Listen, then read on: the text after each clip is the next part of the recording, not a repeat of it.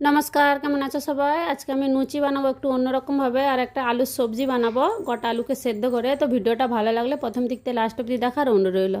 देखो टमाटरगुलोके आमी सेদ্ধ करे निয়েছি নুন দিয়ে, ঠান্ডা হয়ে যেতে তার ছিলকাগুলো সাফ করে নিচ্ছি, নিয়ে মিক্সিতে এটা পিষতে দিয়ে দেবো। আলুগুলো আমার সেদ্ধ হচ্ছিল, সেদ্ধ হয়ে গেছে। তারপরে দেখো তার সাথে হাফ চামচ হলদি গুঁড়া আর কাশ্মীরি লাল লঙ্কার গুঁড়া আর গুড় পাউডার দিয়েছি, দিয়ে এটাকে মিহিনভাবে পেস্ট বানিয়ে নিয়েছি। দিয়ে একটা বাউলে ট্রান্সফার করে নিলাম। স্বাদ অনুসার নুন আর কালো জিরা আর এমনি জিরা দিয়ে এটাকে ভালো করে চামচে করে মেখে নিলাম। মাখার পরে এতে আটা ময়দা দুটাই মিক্স করছি আমি, এতে সুজিও দেয়, বিটরুটেরও হয়। আজকে যেমন আমি টমাটোরও বানিয়েছি, বিটরুটেরও বানাই, পালক শাকেরও বানাই, খুব সুন্দর লাগে খেতে।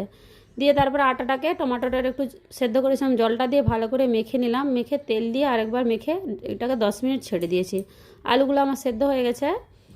আলুগুলো ছিলকাগুলো আমি সাফ করে নিচ্ছি। আমরা সাধারণত ঘুগনি বানিয়ে খাই, আমি আজকে এটা পেঁয়াজ রসুন ছাড়াই বানাবো, পুরো নিরামিষভাবে।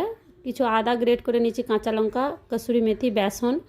দেখো সরষার তেলে আমি জিরা, কালো জিরা, গোটা শুকনো লঙ্কা দিয়েছি আর আদাটা গ্রেট করে রেখেছিলাম, সেটা ভেজে নিলাম। ভাজা হয়ে যাওয়ার পরে কাঁচা লঙ্কাটা কেটে দিলাম, দিয়ে বেসনটাও দিয়ে দিয়েছি। বেসনটা কিছুক্ষণ ভাজার পরে একটা আমি টমাটোরের পিউরি বানিয়ে দিয়েছি, এটা কিছুক্ষণ আমি কষিয়ে নেবো। কষানোর পরে স্বাদ অনুসার নুন আর 1 চামচ হলদি গুঁড়া, ঝাল লঙ্কার গুঁড়া 1 চামচ আর কাশ্মীরি লাল লঙ্কার গুঁড়া 1 চামচ দিলাম। দিয়ে এটাকেও কিছুক্ষণ নাড়বো। নাড়ার পরে কসুরি মেথি দিয়েছি, দিয়ে একটু জল অ্যাড করে দিচ্ছি, নাহলে মশলাটা জ্বলে যাবে। আজকে আমি স্টিলের কড়াইয়ে রান্না করতে লেগেছি। দিয়ে এটাকে কিছুক্ষণ ঢেকে দেবো। মশলাটা আমার কষা হয়ে গেছে, ঢাকা খুলে দেখলাম তেল ছেড়েছে। তাই জিরা ধনিয়ার পাউডার, গরম মশলা হাফ চামচ আর কিচেন কিং মশলা হাফ চামচ দিয়ে আরও কিছুক্ষণ নাড়বো। একটু গুড় পাউডার অ্যাড করলাম, যেমন সবজির ব্যালেন্সটা থাকে। দিয়ে আলুগুলোকে হাতে করে ম্যাশ করে মশলার সাথে এটাকে মেখে নিচ্ছি।